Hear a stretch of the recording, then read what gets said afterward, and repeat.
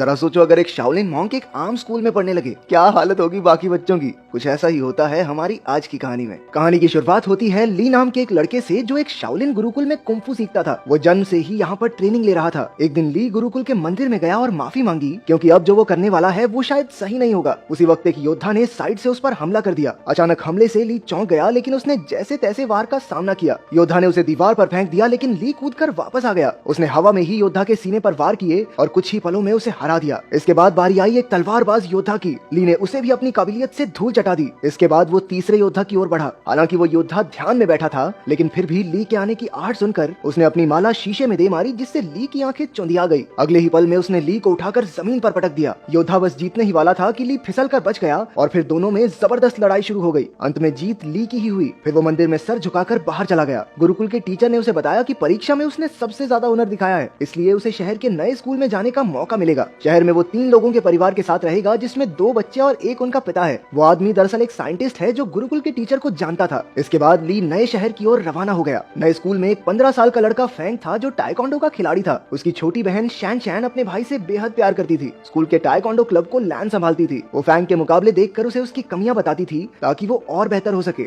लैन का भाई तो एक नंबर का पेटू था। उसे हर वक्त खाने के सिवा कुछ नहीं सूझता था। वो चारों अच्छे दोस्त थे और आसपास ही रहते थे। दरअसल ली लैन के घर ही रहने आने वाला था। उनके पिता डॉक्टर हैन कड़ी मेहनत से काम में जुटे थे। उसकी पत्नी कई साल पहले गुजर गई थी, तो अब वो काम में मस्त रहता था। वो एक खास डिवाइस तैयार कर रहा था जिस पर शहर के गुंडों की नजर थी। डॉक्टर हैन ने बच्चों को कॉल किया, पर लैन खुश नहीं थी क्योंकि उसके पिता कभी घर ही नहीं आते थे। डॉक्टर हैन ने जल्द ही आने का वादा किया और उन्हें एक तोहफा खोलने को कहा जो उसने घर पर भिजवाया था। असल में उस डब्बे में वही डिवाइस था जो वो गुंडे चुराना चाहते थे। तभी ली ने दरवाजा खटखटाया और लैन उसे अंदर ले आई। वो उसे उसका कमरा दिखाने ले गई और उधर उसके पिता को गुंडों ने बंदी बना लिया। उस गैंग के लीडर लैरी ने डॉक्टर हैन को धमकाकर उससे वो डिवाइस मांगा। डॉक्टर हैन ने कहा कि ऐसा तो कोई डिवाइस है ही नहीं। उसने बताया कि वो तो एआई टेक्नोलॉजी पर काम कर रहा है, जिससे कि उसके बच्चे अपनी माँ की आवाज वाले रोबोट से बात कर सकें। लेकिन लैरी को उस पर विश्वास नहीं हुआ। उसने सीसीटीवी फुटेज से पता लगाया कि वो डिवाइस तो डॉक्टर हैन के घर जा चुका है। फिर लैरी के 2 चेलों ने आगे बढ़कर डिवाइस चुरा कर लाने का जिम्मा ले लिया। स्लॉपी और फिस्ट काफी खुश थे क्योंकि गुंडे बनने के बाद ये उनका पहला मिशन था। उन दोनों ने अजीबोगरीब कपड़ों से भेष बदला और लैन के घर के बाहर जाकर खड़े हो गए। उनमें से एक ने रात को अंदर घुसने का फैसला किया, लेकिन फिर दूसरा कहने लगा कि बच्चों ने स्कूल चले ही जाना है,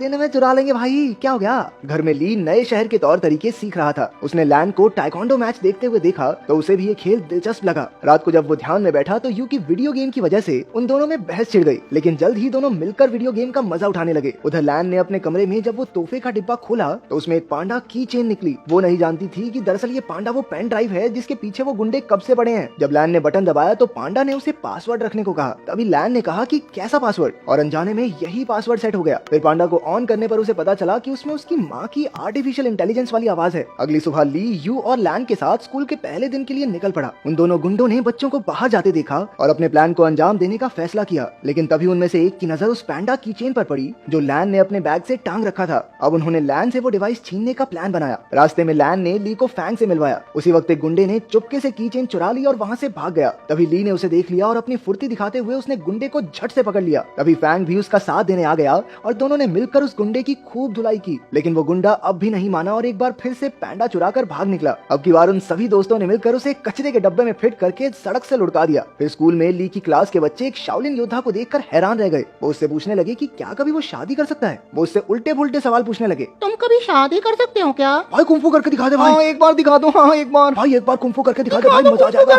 आखिरकार टीचर ने उन्हें शांत करके कहा कि ये सब खेलने के पीरियड में करना। खेलने के पीरियड में उनके कोच ने बताया कि अगले महीने उनकी चुस्ती फुर्ती की जांच होगी और जो कोई इसमें पास नहीं होगा वो अगली क्लास में नहीं जा सकता। ये सुनते ही यू की हालत पतली हो गई क्योंकि वो बहुत मोटा था। भगवान जानता है भाई साहब कितनी मुश्किल से चलते थे। फिर कोच ने सबसे 100 मीटर की दौड़ लगवाई। ली ने तो समय से पहले ही 2 चक्कर पूरे कर लिए, जबकि बाकी बच्चे अभी पहले चक्कर में ही थे। इसके बाद उन्हें पुशअप्स करने के लिए कहा गया, जिसमें अपना ली पहले से ही माहिर था। उसने 100 से भी ज्यादा पुशअप्स किए और बाकी बच्चों से तो 2 भी नहीं हुए। बाद में तो उसने एक हाथ से पुशअप्स करने शुरू कर दिए। उसकी काबिलियत देखकर सभी बच्चे कूदने लगे। फिर बारी आई ऊंची छलांग लगाने की। ये तो ली के बाएं हाथ का खेल था। बेचारा यू तो मुंह के बल नीचे गिर पड़ा। वहाँ डॉक्टर हान की लैब में लैरी ने उन्हें कुर्सी से बांध रखा था और उसे गोल्फ बॉल से पीट पीट कर परेशान कर रहा था। रात को वो दोनों गुंडे मौका देखकर लैन के घर में घुस आए। तभी ली की नजर उन पर पड़ गई और वो एक खिलौने के पीछे छिपकर उन्हें डराने लगा, लेकिन उन्होंने जल्द ही उसे देख लिया और मौका देखकर उस पर हमला कर दिया। जब लैन वहाँ पहुंची तो गुंडों ने पैंडा चुरा लिया और फरार हो गए। ली ने लैन और यू को सारी कहानी बताई, लेकिन उन दोनों को लगा कि वो मजाक कर रहा है। इसके बाद हम देखते हैं कि वो दोनों गुंडे अपने मुंह में गोल्फ बॉल्स भरकर लेटे हुए थे। असल में उन्होंने गलती से पैंडा की चेन की जगह लगा वैसा ही दिखने वाला एक परफ्यूम चुरा लिया था। लैरी को एक खास डिवाइस 3 दिन के अंदर किसी कंपनी को बेचना है और इसीलिए अब उसे बेचैनी होने लगी। उसने बड़े गुस्से में उन दोनों गुंडों की गोल्फ बॉल से निशाना लगाया और उन्हें धमकाकर जल्द से जल्द वो खास डिवाइस लाने का ऑर्डर दे दिया। अगले दिन स्कूल में सारे बच्चे फैंग का टाइकोंडो मुकाबला देख रहे थे। वहीं यू और शैन शैन पीछे बैठी 2 बदसूरत लड़कियों के बारे में बातें करने लगी। ये लड़कियां कोई और नहीं बल्कि वो दोनों गुंडे ही थे जो भेष बदल कर वहाँ आए थे। उन्हें लैन के बैग पर वो पैंडा दिखाई दिया